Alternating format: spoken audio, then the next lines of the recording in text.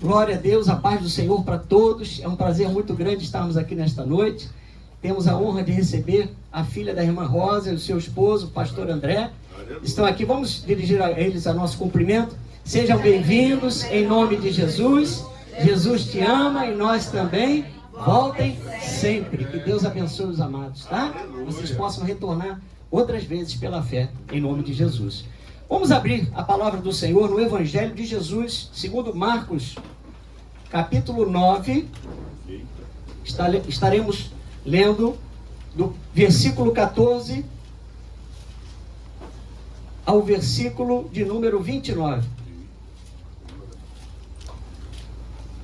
O tema da mensagem desta noite: exerça a sua fé. Eu vou repetir para que o Senhor possa fortalecer esta palavra em nossos corações. O tema: exerça a sua fé. Diz aí o versículo 14: quando eles se aproximaram dos discípulos, viram numerosa multidão ao redor e que os escribas discutiam com eles. E logo toda a multidão, ao ver Jesus, tomada de surpresa, correu para ele e o saudava. Então ele interpelou os escribas: que é que discutias com eles? E um dentre a multidão respondeu: mestre, trouxe-te o meu filho possesso de um espírito mudo, e este, onde quer que o apanha, lança-o por terra, e ele espuma, rilha os dentes e vai definhando. Roguei a teus discípulos que ele o expelissem, e eles não puderam. Então Jesus lhes disse: ó geração incrédula, até quando estarei convosco? Até quando vos sofrerei? Trazei-mo. E trouxeram-no. Quando ele viu a Jesus, o espírito imediatamente o agitou com violência, e caindo ele por terra, revolvia-se espumando. Perguntou Jesus ao pai do menino: há quanto tempo isto lhe sucede? Desde a infância, respondeu. E muitas vezes o tem lançado no fogo e na água para o matar.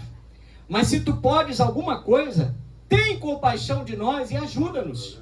Ao que lhe respondeu Jesus: se podes, tudo é possível ao que crê. E imediatamente o pai do menino exclamou com lágrimas: eu creio, ajuda-me na minha falta de fé. Vendo Jesus que a multidão concorria, repreendeu o espírito imundo, dizendo-lhe: espírito mudo e surdo, eu te ordeno, sai deste jovem e nunca mais tornes a ele.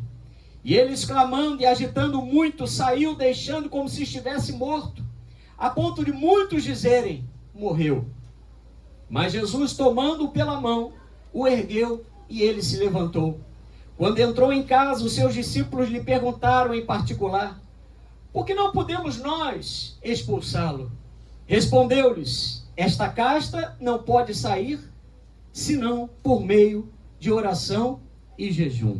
Curva sua fronte. Pai, nós te agradecemos, Senhor, pelo privilégio, Pai, de podermos acessar esta palavra. Muito obrigado, Jesus, porque neste momento muitas pessoas gostariam de estar no nosso lugar, com uma Bíblia na mão, numa igreja para ouvir a tua palavra, e não podem estar, porque fisicamente estão impedidas disso, Pai. Mas nós estamos aqui nesta noite, fala conosco, Pai, que seja uma mensagem, Pai, para mover o teu sobrenatural na nossa vida, e que o Senhor possa verdadeiramente, Pai, agir de uma forma especial através da tua palavra. É o que nós te pedimos, Pai, nesta noite, no poderoso nome de Jesus. E você que crê, diga amém. Amém. Irmãos, através do Evangelho de Jesus segundo Marcos, a Bíblia nos apresenta 18 grandes milagres, sinais, libertações e curas que o Senhor Jesus fez, incluindo também a ressurreição da filha de Jairo. Tudo para que você e eu estejamos com a nossa fé firmada unicamente no Filho de Deus. Porque o Evangelho de Jesus segundo Marcos, ele vem mostrando para nós que Jesus é o único que tem poder sobre os demônios, que Jesus é o único que pode controlar as forças da natureza, que Jesus pode curar toda e qualquer doença e enfermidade. Amém. E que ele tem poder, e ele venceu o pior dos inimigos, que é a morte. Você pode dar glória a Deus por isso? Era essa fé que os discípulos precisavam conservar, irmãos. E até esse momento aqui de Marcos 9, o Filho de Deus já havia feito muitos sinais, já havia libertado muitas pessoas das garras do inimigo. E agora, essa situação lá em Marcos 9 se passava ali ao redor de Cesareia de Filipe. Isso não representava nenhuma novidade para Jesus e nem mesmo para os discípulos, porque o ministério de Jesus continuamente era operar sinais e maravilhas pelo poder de Deus. Inclusive, irmãos, havia o registro lá em Marcos 5 daquela grande libertação que Jesus já havia operado na vida daquele gadareno. A Bíblia fala que esse milagre ele foi tão expressivo que certamente o testemunho de libertação da vida do gadareno chegou ao pai desse menino, desse jovem de Marcos 9. Por isso esse pai procurou os discípulos de Jesus. E muitas pessoas, muitas vezes, procuram as nossas vidas para que nós venhamos a manifestar a graça de Jesus, para que venhamos a manifestar o poder de Jesus. E o que eles têm encontrado? Eles têm encontrado discípulos ou eles têm encontrado os discípulos de Jesus? Porque esse pai, quando chegou até diante dos discípulos de Jesus, ele só encontrou discípulos.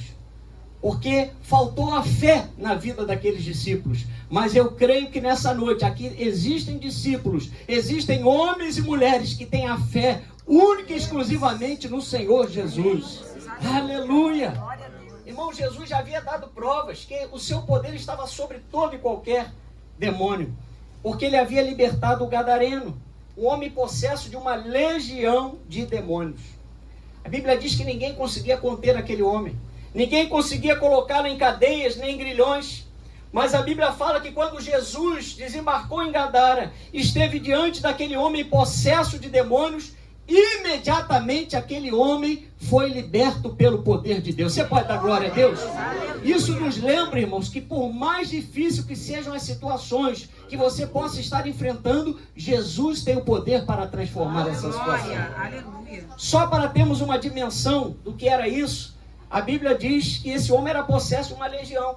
E uma legião romana, irmãos, era uma divisão do exército romano formada por aproximadamente, melhor dizendo, 6.000 homens de infantaria e de cavalaria.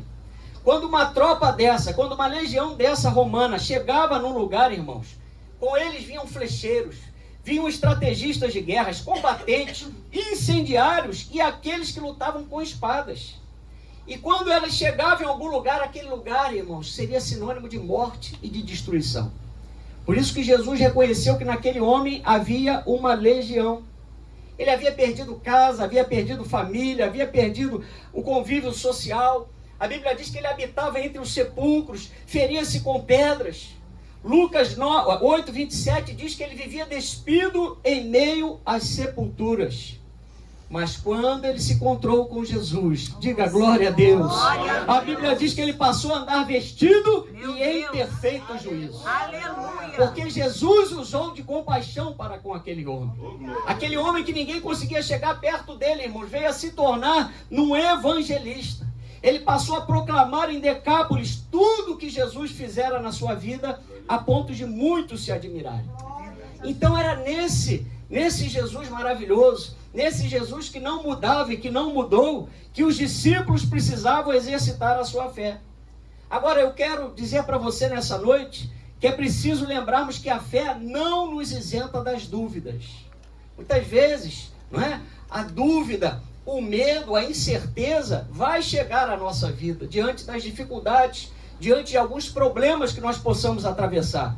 Mas eu quero dizer para você que a fé, ela nos faz ter disposição para confiar em Deus, apesar das dúvidas. Apesar dos problemas que você pode ter entrado nesta noite, apesar das dificuldades que você pode ter trazido nesta noite para Jesus, não tire os olhos de Jesus. Aleluia. Não tire os olhos da palavra do Senhor. Glória. Creia até o fim que a última palavra pertence a Jesus. Aleluia, aleluia. Por isso o alerta de Deus para nós aqui em Marcos 9, irmãos, ainda é o mesmo. A nossa fé tem sido acompanhada de fidelidade, de perseverança a Jesus. Porque nesse momento Jesus não estava com os discípulos, fisicamente falando. Mas os discípulos precisavam ter guardado a palavra que continuamente Jesus proferia. Nós não estamos todo o tempo na igreja, irmãos. Quem quisera, né? Se nós pudéssemos morar na casa do Senhor como Davi gostaria. Lá no Salmo 28, se eu não me engano. Mas nós não temos ainda esse privilégio, só na glória. Mas quando você sair deste culto, a presença maravilhosa de Jesus irá contigo. Quando você chegar amanhã na sua faculdade, quando você chegar amanhã para realizar aquele exame, quando você chegar amanhã para fazer aquele teste da autoescola, Jesus estará contigo. Aleluia! Oh, glória a Deus! Então os discípulos de Jesus não haviam sido chamados para a incredulidade, irmãos. E nem foram chamados por Deus para discutir religião, para discutir a lei de Deus com os escribas, porque a missão que Jesus havia dado aos discípulos era muito clara. Lá em Mateus 10, 1, versículos 7 a 8, a Bíblia diz que Jesus chamou os seus 12 discípulos. Presta atenção.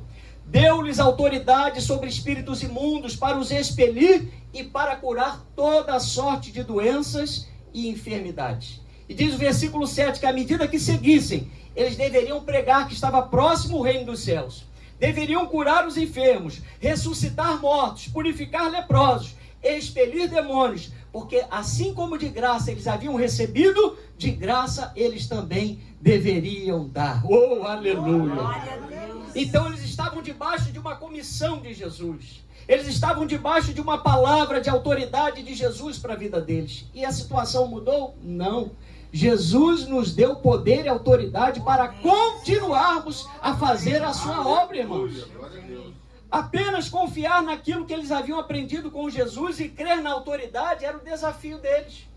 Porque Jesus, como eu falei, não estava fisicamente com os 9 discípulos, porque ele estava com os 3 discípulos, Pedro, Tiago e João, no Monte da Transfiguração. Era um teste de fé para esses 9 discípulos, diante daquele pai e daquele filho. A geração, irmão, seria um teste de fé e de perseverança, e eles falharam. Isso me fez lembrar, no momento que eu fazia essa mensagem, que Israel muitas vezes falhou na missão de crer nas promessas de Deus. A Bíblia diz que a geração, irmãos, que havia saído do Egito, morreu no deserto por causa da incredulidade e pela murmuração. A geração que havia nascido no deserto, após entrar em Canaã, eles deveriam ter expulsado todos os inimigos daquela terra. Mas a Bíblia diz que eles não expulsaram de todos os seus inimigos e nem ensinaram seus filhos o temor de Deus. Irmãos, a fé que nós precisamos ter, a fé que nós precisamos exercer, é a fé que nos leva a obedecer na prática o que Jesus nos manda. O povo de Israel representa a igreja lá no Antigo Testamento. E o resultado dessa desobediência, irmãos, foi o período dos juízes. Quase 350 anos onde o povo de Deus não colocou a fé em prática nas promessas de Deus. E a Bíblia diz lá em Juízes 2, que os inimigos, Deus permitiu os inimigos se levantarem a ponto de Israel não poder mais resistir. E aí o povo se humilhava. Deus então levantava um juiz, dava vitória ao seu povo. Irmãos, você não precisa ser uma isca para o inimigo, você não precisa se colocar a ponto de ficar vulnerável para Satanás, para que você então reconheça Jesus na tua vida. Deixa Jesus governar a tua vida. Deixa Jesus ser Deus sobre a tua vida. Faça aquilo que Ele quer que você faça, irmão. A falta do exercício da fé é terrível. O profeta Oséias fala lá em Oséias, capítulo 11, versículo 7, que o povo de Deus é inclinado a desviar-se de Deus. Se é concitado a dirigir-se para cima, ninguém o faz. Então, antes de Jesus manifestar o seu poder a esse menino, lá em Marcos 9, irmãos, a Bíblia diz que Jesus então havia levado 3 discípulos lá para o Monte da Transfiguração. Seria um momento maravilhoso. Lucas 9, 29, como também existe o mesmo registro lá em Marcos, diz que enquanto Jesus orava, a aparência do seu rosto se transfigurou e suas vestes resplandeceram de brancura.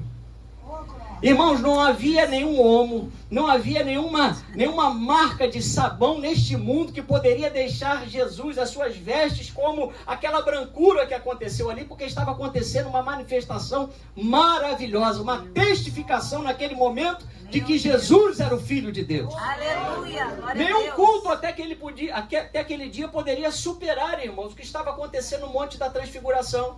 Porque ao lado de Jesus apareceu a figura de Moisés e Elias em glória.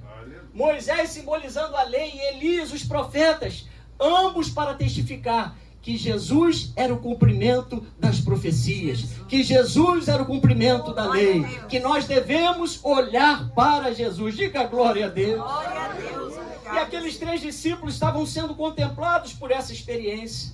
A glória foi tanta que Pedro ali, né, naquele momento de empolgação, Senhor, deixa eu fazer 3 tendas para vocês, uma para o Senhor, uma para Moisés, outra para Elias. A ponto de que a nuvem de glória os envolveu. Ei. Aleluia. Glória a Deus.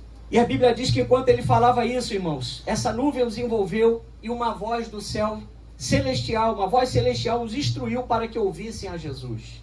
O próprio Pai declarou em Lucas 9:35, este é o meu filho, o meu eleito, a ele ouvi. Diga, a ele, faça assim, a ele ouvi. Aleluia.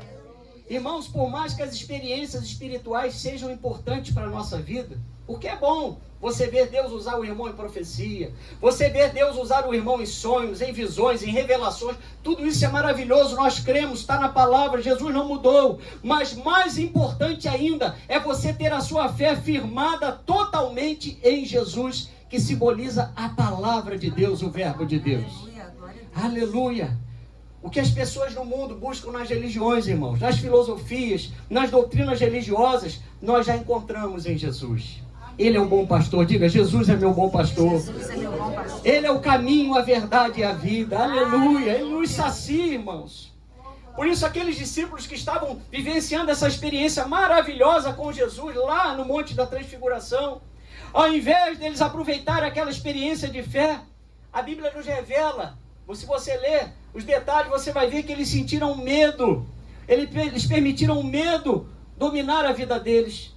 A ponto de Lucas 9:32 dizer que Pedro e os demais apóstolos também estarem com sono e sentiram medo a ponto de ficarem aterrados. Se você lá foi Marcos 9:6, vamos aí, está do lado aí, ó.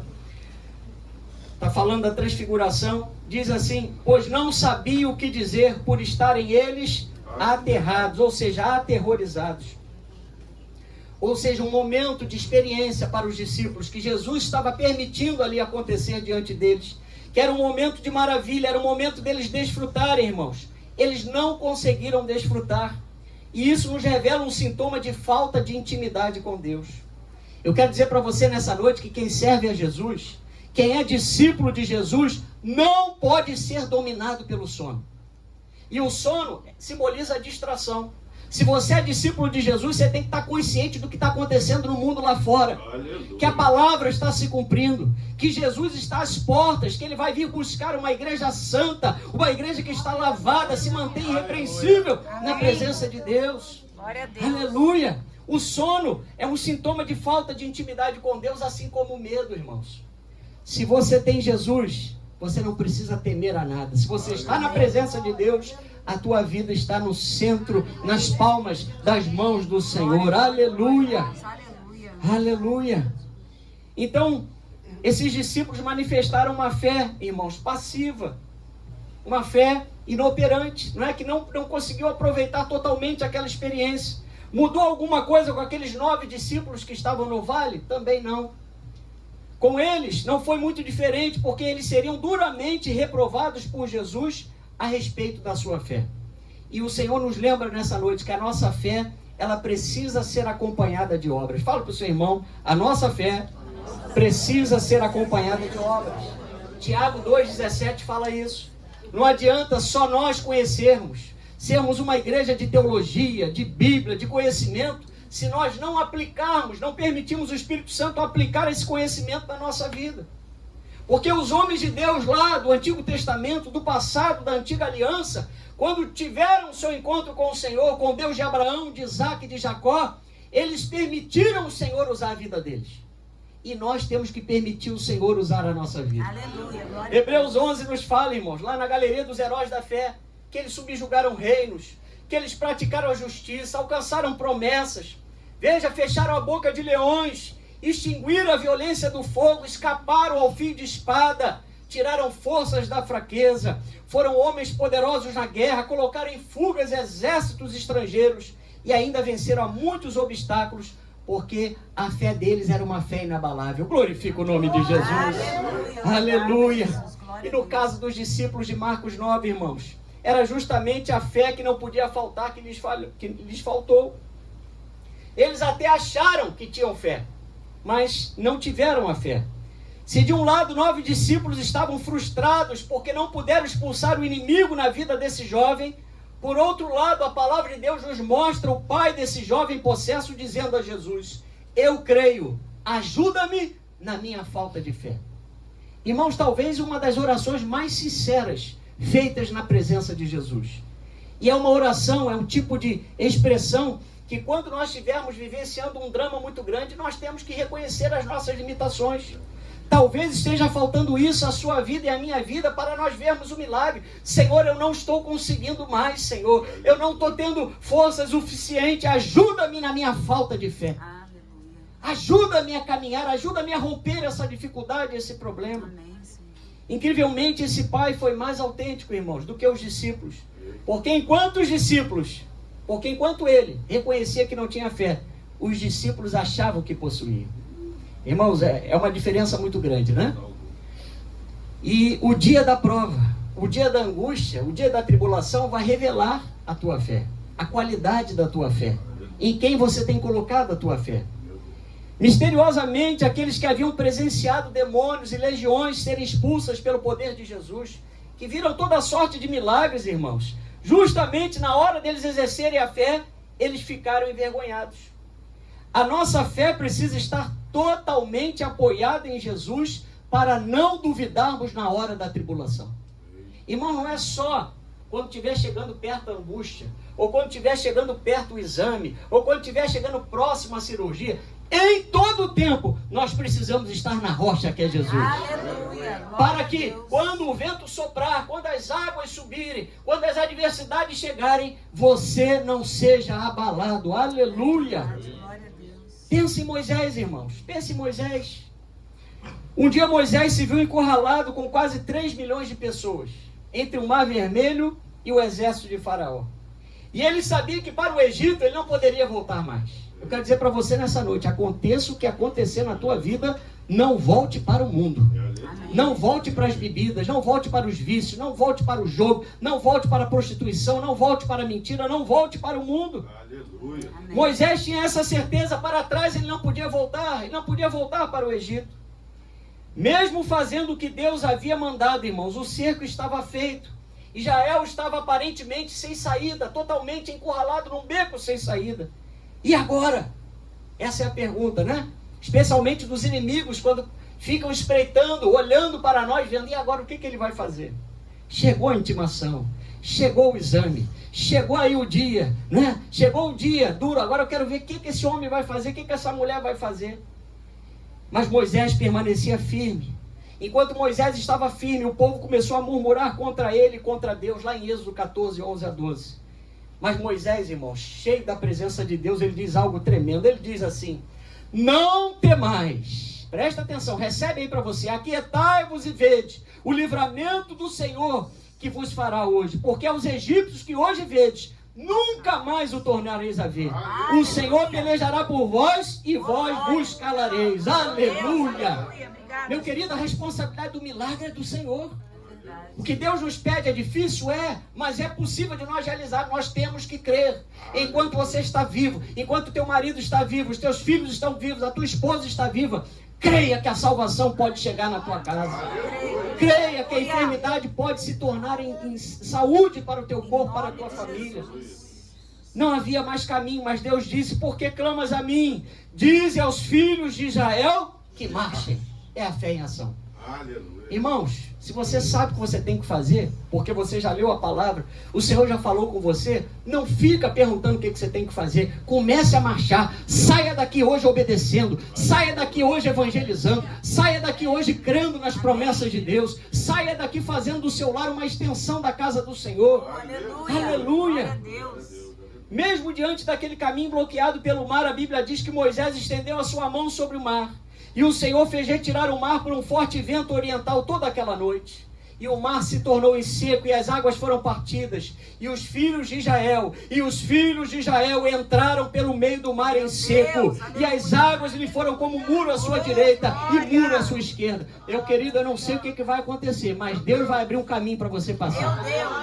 Deus vai abrir um caminho para você passar. Eu não sei como, mas você vai passar. Quem crê que vai passar, diga glória a Deus. Aleluia. Oh, glória a Deus. Então a diferença entre o crente que vence e o crente que não vence, irmãos, está no posicionamento espiritual. Não nos resta outra alternativa a não ser crer.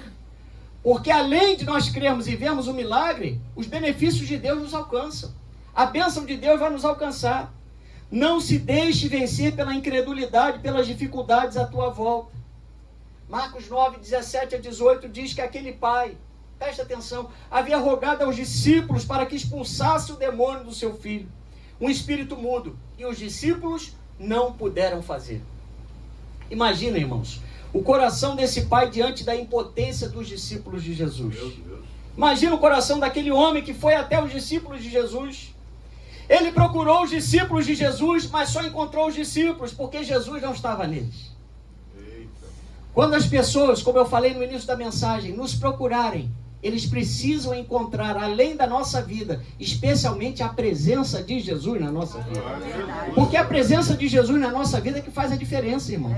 Sem Jesus nós não somos nada. Nós caímos, nós morremos, nós deixamos de existir, nós estaríamos condenados ao inferno. Mas Jesus nos salvou, Jesus quer nos usar. Você é um instrumento de Deus. Você pode mudar as circunstâncias da tua volta se você praticar e obedecer a palavra do Senhor. Aleluia! Amados, era o único filho daquele homem. Lucas 9, 38 a 39 diz: eis que dentre a multidão surgiu um homem dizendo em alta voz: mestre, suplico-te que vejas meu filho, porque é o único. Um espírito se apodera dele e de repente o menino grita. E o espírito o atira por terra, convulsiona-o até espumar, e dificilmente o deixa depois de o ter quebrantado. Irmãos, era uma enfermidade de origem espiritual.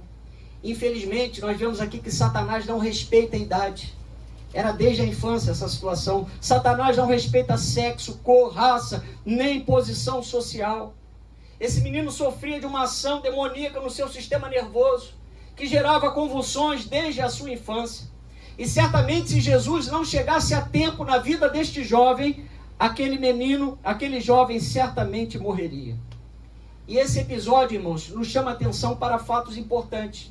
Eu quero lembrar para você que existem lutas que nós travamos, que vão muito além do natural. Vou repetir. Existem lutas que nós travamos que vão muito além do natural. Quando as terapias não estão surtindo mais efeito, quando os tratamentos já não fazem diferença, quando os exames, já não existe mais exame a ser feito, quando os recursos se esgotam, você precisa crer também que em Jesus há solução. Porque Jesus já estava com você desde o início do processo. Não espere o barco afundar ou o circo pegar fogo, como a gente costuma dizer, para você clamar por Jesus. Esteja com Jesus, seja um discípulo de Jesus. Aleluia, porque você tem algo diferente de quem está lá fora. Você tem a presença do Espírito Santo. Fala para o seu irmão, você tem a presença do Espírito Santo. Enquanto isso eu vou tomar uma aguinha. Oh, glória a Deus. Aleluia.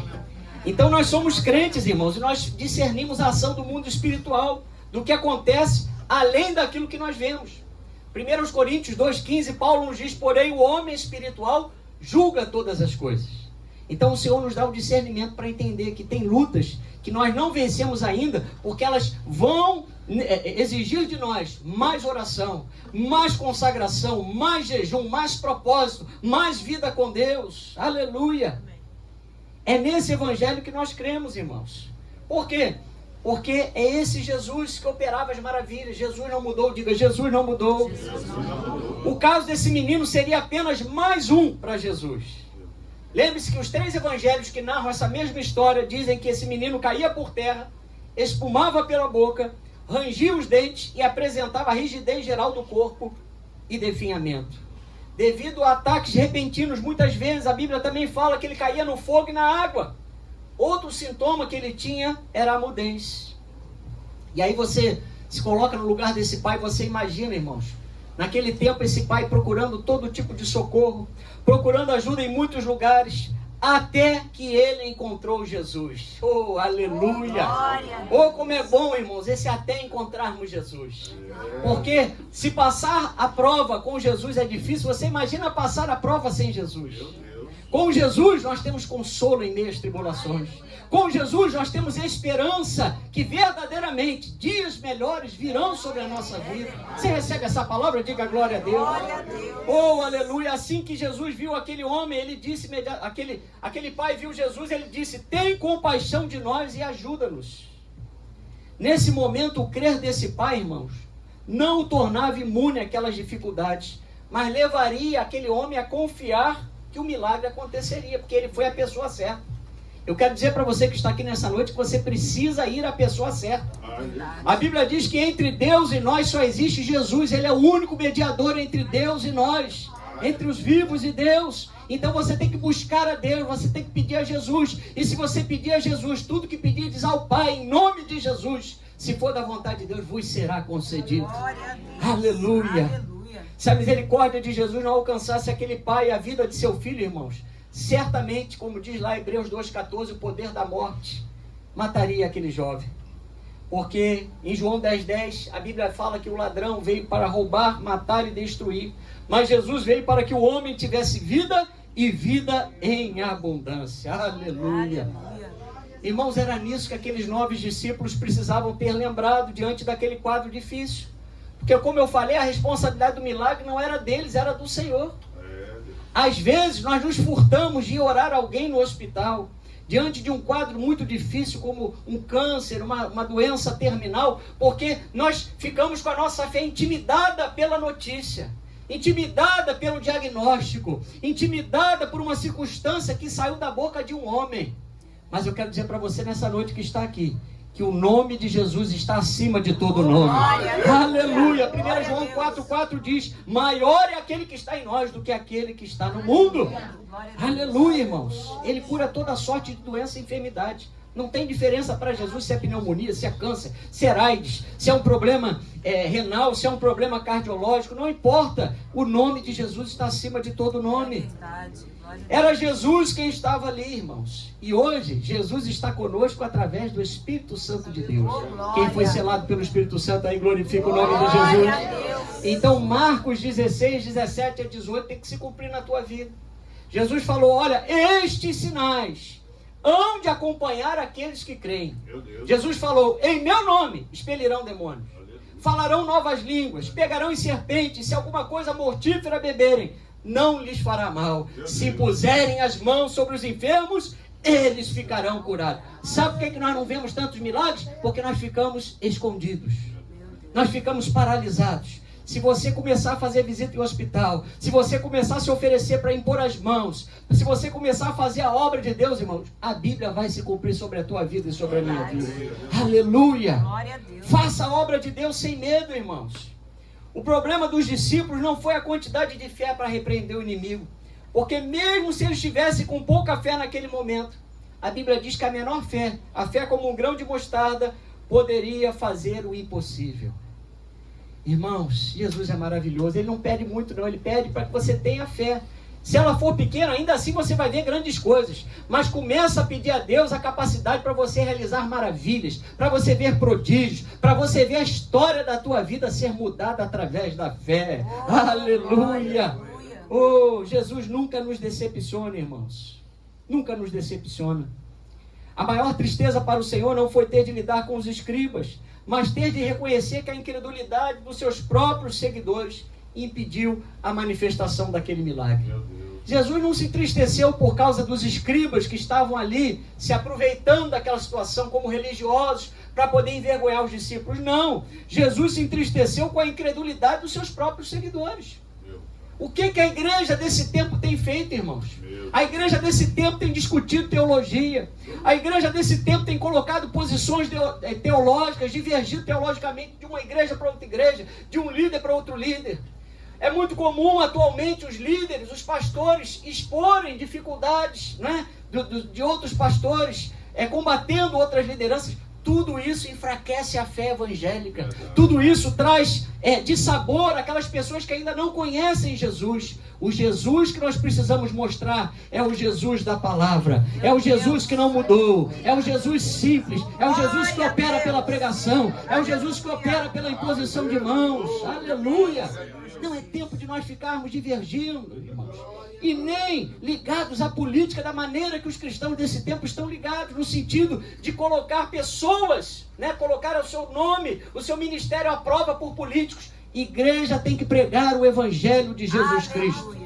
A igreja não foi chamada para se envolver diretamente com política. Você não pode ficar apolítico. Você tem que ter consciência do que está acontecendo, votar, exercer o seu direito de voto, conhecer a agenda de candidatos, a agenda dos partidos, para ver aquele que mais se aproxima daquilo que nós pautamos a nossa fé, a nossa regra de prática.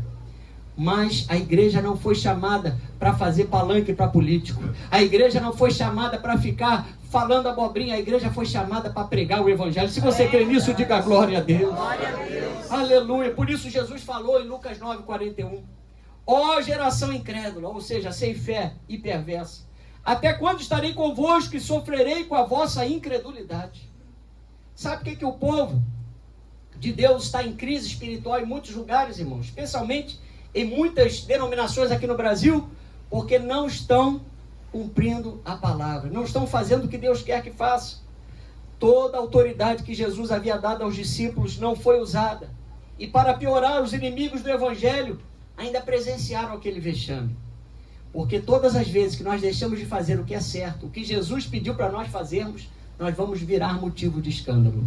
Nós vamos dar oportunidade para o inimigo se aproveitar e envergonhar a igreja do Senhor. Assim que Jesus viu aquela discussão entre os discípulos e os escribas, ele interviu, porque Jesus percebeu que o inimigo estava querendo confundir a multidão em relação aos discípulos. Irmãos, quantas vozes hoje dizendo de Jesus e confundindo as pessoas que estão lá fora. Teologia da prosperidade, profetada, profecias sem fundamento, pessoas pregando sem nenhum respeito ao contexto, fazendo inferências terríveis, palavras mentirosas sendo ditas, usando o nome de Jesus. Mas, eu volto a repetir, o Jesus que nós conhecemos, ele se manifesta pela santa e bendita palavra de Deus. A sã doutrina que não mudou, nós não precisamos acrescentar nada, não precisamos retirar nada, irmãos. Por isso Jesus conhecia que aqueles homens eram homens religiosos. Os escribas gostavam de sentar nos primeiros lugares dos banquetes e também na sinagoga. Isso sem contar que eles gostavam de ser chamados de mestres. Está lá em Mateus 23, 5-7. E para piorar, Jesus também nos revela, a palavra nos revela que eles desprezavam as pessoas, não comiam com pessoas de outros povos, nem mesmo as saudavam. E Jesus o censurou por isso. Ele disse: se saudades somente os vossos irmãos, que fazeis demais? Não fazem os gentios também o mesmo? Veja, quem estava se aproveitando daquela situação, da falta de fé dos discípulos, eram religiosos, pessoas que não tinham moral espiritual para poder estar ali falando alguma coisa sequer, mas estavam ali como aquelas hienas tentando se aproveitar daquela situação para corromper a imagem dos discípulos de Jesus. Mas quando os discípulos não conseguiram expulsar aquele demônio, irmãos, aquele momento que deveria ser de salvação e de libertação foi transformado num bate-boca, numa grande discussão. E é isso que acontece quando não usamos a fé. Quando não usamos a fé, a falta de fé atrairá os incrédulos. Diga, a falta de fé atrairá os incrédulos. Eu quero dizer para você, fuja de ambientes de discussões acerca da Bíblia, porque isso não vai edificar em nada.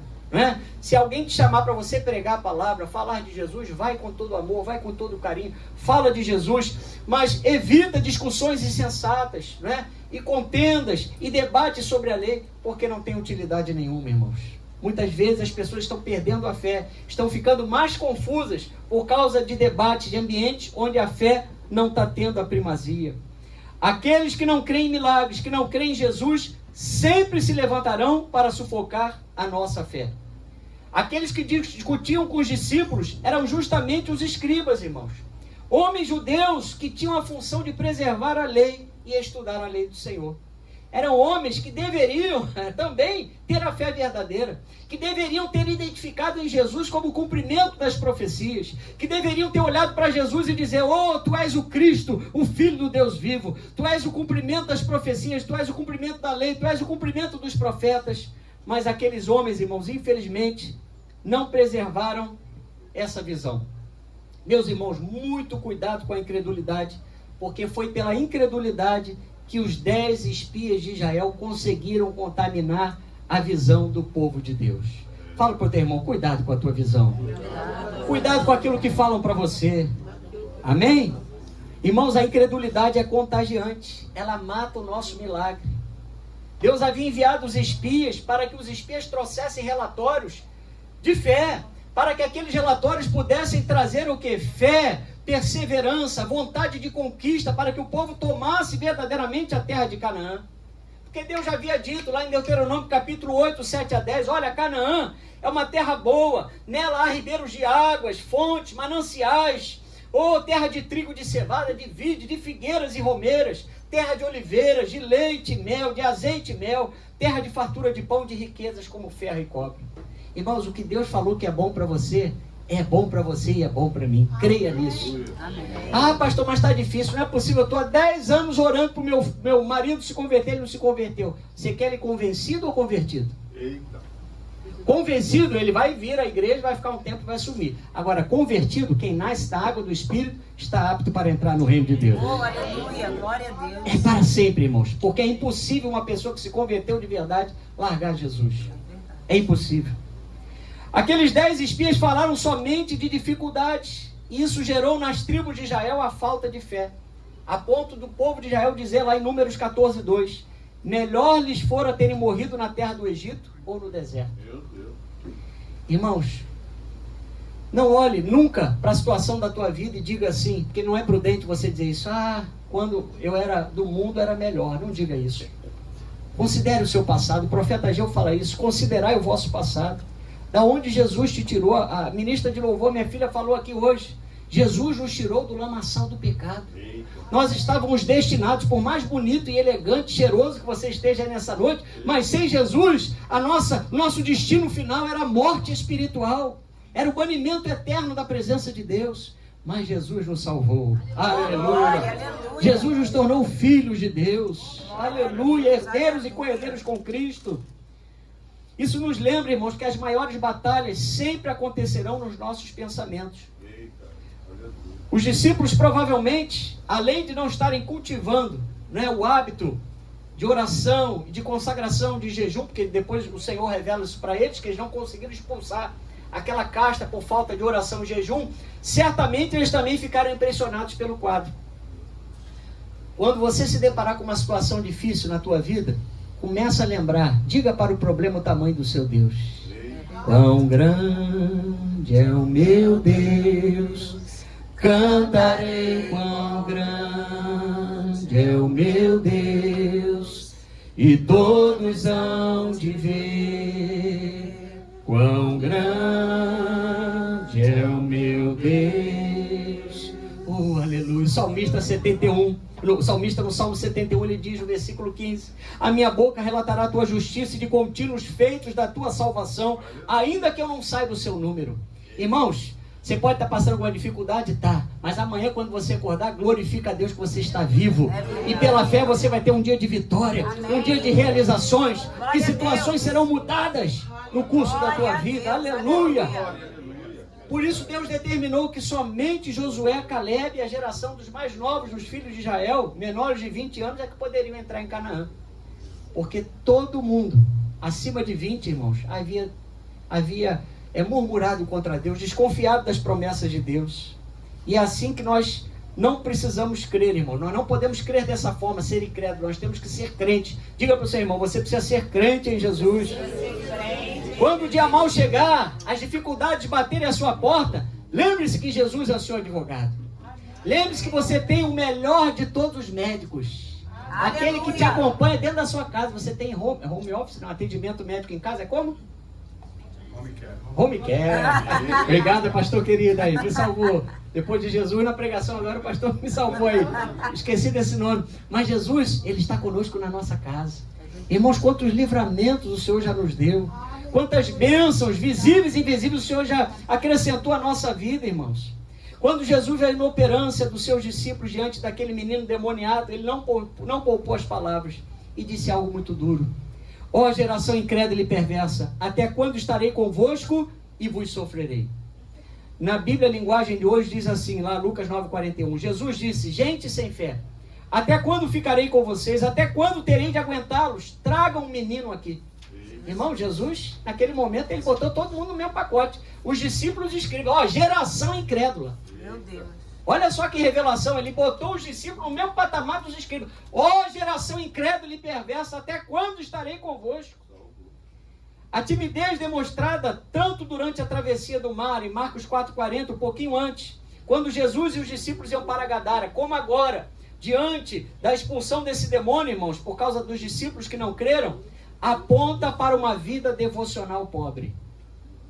O que está acontecendo é que os crentes estão pobres de Deus, estão pobres de fé, pobres da palavra.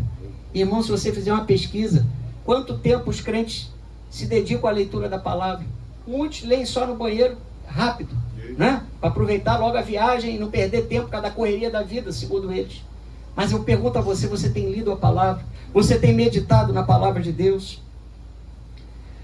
A oração, irmãos, também é algo muito importante, porque ela é o termômetro da nossa fé. A nossa oração precisa ser perseverante. Diga, a minha oração precisa ser perseverante.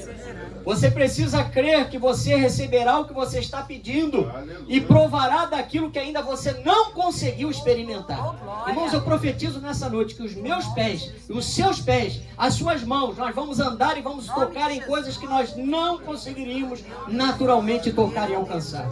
Em nome de Jesus, receba essa palavra aí. Aleluia! Até o milagre acontecer, irmãos, ore a Deus. O apóstolo João nos fala isso. É simples, mas ao mesmo tempo, isso é algo que nos desafia. 1 João 5, 14 a 15, a Bíblia diz: e esta é a confiança que temos para com Ele, que se pedirmos alguma coisa segundo a sua vontade, Ele nos ouve. E se sabemos que Ele nos ouve quanto ao que lhe pedimos, estamos certos de que obtemos os pedidos que lhe temos feito. Resumo da ópera: não duvide da sua oração. Irmão, isso é muito... tem um mistério aqui, porque às vezes nós oramos, mas nós mesmos sabemos que não estamos convencidos daquilo que estamos orando. Ah, Senhor, salva o meu marido. E lá no fundo, ah, Senhor, mas ele está tão difícil, sabe de uma coisa? Deixa ele aí na grande tribulação mesmo. Deixa o anticristo tomar essa vida. Depois, se ele quiser, que ele que perca a cabeça, que ele perca o pescoço para Jesus. Eu estou aqui, meu joelho está que não se aguenta mais há 30 anos, 20 anos orando por esse homem, ele não se converte. Senhor, prepara e leva. Irmão, você tem que mudar o seu discurso hoje. Faça como Jesus. Jesus olhava para nós. A Bíblia diz que quando nós éramos seus inimigos, Ele nos amou e nos tornou seus amigos. Nos revela segredos, não é? Aleluia! No dia em que as mulheres foram ao túmulo de madrugada para embalsamar o corpo de Jesus, irmãos, elas ficaram perplexas por não acharem o corpo de Jesus. Outra história também interessante. A ponto de 2 varões de Deus com vestes resplandecentes precisar lembrar a elas da promessa de que Jesus não permaneceria morto. Às vezes nós temos que ser lembrados, irmãos, de que o que você está vivendo pode ser alterado pelo poder de Deus. Aleluia. Você não tem uma condenação sobre a tua vida, a não ser que isso seja o propósito de Deus para você, mas até o Senhor revelar, tudo pode ser mudado na tua vida. Todas as coisas podem ser mudadas na tua vida. O texto diz, de Lucas 24, que no primeiro dia da semana elas foram ao túmulo e não acharam o corpo de Jesus. Preste atenção, perplexas a esse respeito. Diz o versículo 4, apareceram-lhe 2 varões com os vestes resplandecentes. Estando elas possuídas de temor, baixando os olhos para o chão, eles lhe falaram: por que buscais entre os mortos ao que vive? E aí diz o versículo 11, tais palavras lhes pareciam como delírio e não acreditaram nelas. Irmãos, estava lá o corpo de Jesus, não estava mais ali. Está aí quantos testemunhos o Senhor já fez na nossa vida, na minha vida, na tua vida. Eu fui curado, irmão, eu não precisei passar, já contei várias vezes isso, mas é para honra e glória do Senhor. Eu estava com indicação para fazer cateterismo, 3 indicações, e para honra e glória do Senhor, o Senhor me curou neste lugar. Aleluia! Sem pagar um tostão por isso. E com certeza você já foi curado, você já foi liberto, você já viu maravilhas acontecerem. Glória a Deus. Será que é delírio? Será que é pedir muito para você acreditar que Jesus ainda continua fazendo alguma coisa? Aleluia! Mesmo tendo ouvido os próprios anjos de Deus lembrá-las da promessa da ressurreição, a Bíblia diz que parecia-lhes soar no ouvido como delírio, algo surreal. Está lá em Lucas 24, 11. Irmãos, A única forma, o único dia que você pode ficar como quem sonha é quando a tua bênção chegar. Aleluia. Aí você vai dizer, Senhor, eu estou como quem sonha, Senhor. Muito obrigado, porque foram anos de oração, anos de jejum, anos me consagrando. Vale a pena servir ao Senhor. Você pode levantar sua mão direita e dizer, vale a pena servir ao Senhor. Aleluia. Oh, glória a Deus. Aleluia. Atualmente, muitos que se dizem discípulos de Jesus estão sem fé e se esquecem que não existe evangelho sem milagres. Verdade. Assim como não existe salvação sem Jesus. Eita. Não existe evangelho sem milagre, também como não há salvação sem Jesus. Agora, aquele pai diante de Jesus reconheceu a si mesmo como parte da geração incrédula e gritou para Jesus, Senhor, Marcos 9, 24, ajuda a minha incredulidade. Meu Deus, aleluia. É a segunda vez que o texto nos mostra que ele grita por ajuda, mas desta vez foi por si mesmo. Irmãos, tem hora que você tem que parar de pedir pelos outros e reconhecer, você e eu reconhecer as nossas limitações e falar, Senhor, eu ainda estou com dificuldade naquela área, Pai. Eu ainda não consigo crer. Eu ainda não consigo enxergar essa situação mudada. Eu ainda não consigo vislumbrar a transformação. Mas, Senhor, ajuda-me na minha falta de fé. Me ajuda a atravessar esse momento. Me ajuda a passar por essa situação, Senhor. Porque se o Senhor estiver comigo, eu vencerei. Quando vier o dia mau, eu vencerei. O vento forte, a tempestade, eu vencerei. Só que é aí que eu não me lembro mais. Aleluia, irmãos. Glória a Deus. E após libertar esse jovem, a Bíblia nos mostra que os discípulos aproximaram de Jesus. Já estamos finalizando a mensagem. E pediram ao Senhor, em particular, uma explicação sobre por que eles fracassaram. E sem titubear, Jesus falou para eles que o problema deles foi a pequenez da fé que eles demonstraram. Jesus revelou, lá em Mateus 17, 21, sobre a necessidade de oração e jejum para vencer a determinadas castas de demônio. Irmão, você acha que você vai vencer uma situação de anos na tua vida? Vamos falar a verdade. Só ouvindo louvor e não lendo a Bíblia e não orando? Só andando o dia todo com um fonezinho no ouvido, dizendo que está louvando a Deus, mas não tem vida com Deus de oração, não lê Bíblia, não é frequente na casa do Senhor, não evangeliza, não permite o governo de Deus aumentar na tua vida. É sério que você acredita que o Senhor vai mudar a sua vida? O Senhor tem poder para realizar, mas existe um milagre chamado milagre participativo. Eu abro o meu coração, eu abro a minha vida, permito o Senhor realizar o milagre e a glória de Deus enche o tabernáculo, a glória de Deus enche o templo e você vai ser transformado verdadeiramente numa nova criatura. Aleluia, meu Deus, aleluia. O nosso jejum também não pode ser egoísta, irmãos. Olha, a oração é importante, o reconhecimento é importante, mas o jejum não pode ser egoísta. Isaías 58, 3 e 4 diz, eis que no dia em que jejuais, cuidais dos vossos próprios interesses, e exigis que se faça todo o vosso trabalho. Eis que jejuais para contendas e para rixas e para feridos com punho iníquo. Jejuando assim como hoje, não se fará ouvir a vossa voz no alto.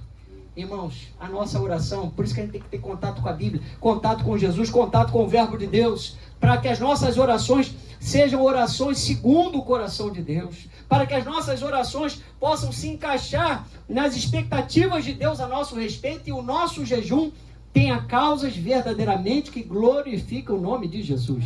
Tanta coisa acontecendo de ruim, o Brasil literalmente pegando fogo, a igreja do Senhor precisando de avivamento, os irmãos precisando de cura, um precisando de libertação, e você está jejuando, se preocupando nesse momento com uma causa só material. Claro, ora pelo bem material que você necessita, continue orando, mas não seja egoísta nos teus pedidos. Não jejue com um cunho de violência, como está aqui no versículo, aqui como diz a palavra, para rixas e para feridos com punho iníquo. Senhor, eu estou me consagrando, Pai. Eu não aceitei. Eu estou há uma semana em jejum, só estou na água e no suquinho, Senhor. Eu não aceitei aquela afronta. Pai, coloca aquele homem na cama para que ele reconheça que só Tu és Deus. Irmãos, pelo amor de Deus, só falta cantar o sabor de mel, né? Para dizer que a tua vitória é sabor de mel, para você poder tripudiar em cima do pescoço do inimigo, carne e osso. Irmãos, que é isso? Que evangelho é esse? A Bíblia diz, nós falamos aqui na quarta-feira, que se o teu inimigo tiver fome, dá-lhe de comer, se tiver sede, dá-lhe de beber, porque se você fizer isso, você vai amontoar brasas vivas sobre a tua cabeça. O evangelho é contramão do mundo, irmãos. Lá eles nos odeiam, nós temos que devolver amor. Lá eles estão impacientes, nós temos que ter toda a paciência. Lá as pessoas não querem, não é? Respeitar, nós temos que ser respeitosos. É a diferença do Evangelho. Creia, irmãos, nessa noite, eu finalizo essa mensagem colocando aqui algo que o Senhor me lembra para que eu diga à igreja. Creia que o seu marido, tome posse aí, as mulheres, creia que o seu marido e os homens, que a sua esposa incrédula está sendo santificado pelo convívio santo de vocês. E que os seus filhos, Deus já os vê como santos e separados para Ele. Eu profetizo o tempo de salvação sobre a tua casa. Eu profetizo, segundo esta palavra pregada, que Jesus há de se manifestar como o Senhor Salvador, como o Senhor Libertador e como o Senhor que sara as tuas enfermidades. Aleluia! Fique de pé glorificando o nome de Jesus. Vou chamar o Lucas para que possa estar aqui conosco. Meu querido, é hora de você glorificar esse Deus maravilhoso. Ele está aqui nessa noite. Aleluia. Ele está aqui, meus irmãos. O mover é um mover de fé. É um mover para milagres. É para você exercitar a sua fé. Não olhe para o tamanho do problema. Não olhe para os indícios da manifestação do inimigo. Ou aquele jovem rilhava os dentes. Aquele jovem espumava. Certamente ele gritava, ele se contorcionava. Oh, mas, aleluia. O nome de Jesus está acima de todo nome. Se o Senhor agir, o Senhor, diz a palavra de Deus, ninguém pode impedir. Oh, meu querido, comece agora a entregar a tua causa para Jesus.